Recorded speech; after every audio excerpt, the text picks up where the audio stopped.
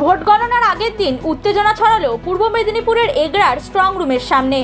পুলিশের বিরুদ্ধে মদত দেওয়ার অভিযোগে বিক্ষোভ দেখান তৃণমূলের কর্মী সমর্থকেরা।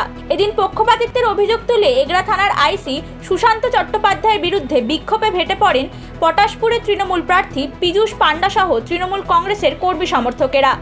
খবর পেয়ে পরিস্থিতি সামাল দিতে ঘটনাস্থলে পৌঁছায় এগরার মহকুমা শাসক ও কেন্দ্রীয় বাহিনীর জওয়ানেরা। পটাশপুরের তৃণমূল প্রার্থী পীযূষ কান্তি পান্ডার অভিযোগ, এগরা থানার আইসি সম্পূর্ণ বেআইনিভাবে পটাশপুরের বিজেপি প্রার্থী তপন মাইতিকে স্ট্রং রুমের ভিতরে নিয়ে যায়। খবর পেয়ে দ্রুত ঘটনাস্থলে পৌঁছায় পুলিশ। বিক্ষুব্ধদের সঙ্গে কথা বলে পরিস্থিতি শান্ত করার চেষ্টা করেন এগরার মহকুমা শাসক মঞ্জিত যাদব। তবে উত্তেজনা পরিস্থিতি না কমায় নিয়ন্ত্রণে আনতে মাঠে নেমে লাঠি উঁচিয়ে তাড়া করে বিক্ষোভকারীদের ছত্রভঙ্গ করে দেয় কেন্দ্রীয় বাহিনীর জওয়ানেরা। এই পরিস্থিতির পর বর্তমানে ওই এলাকায় বিশাল পুলিশ বাহিনী ও কেন্দ্রীয় বাহিনী মোতায়েন করা হয়েছে।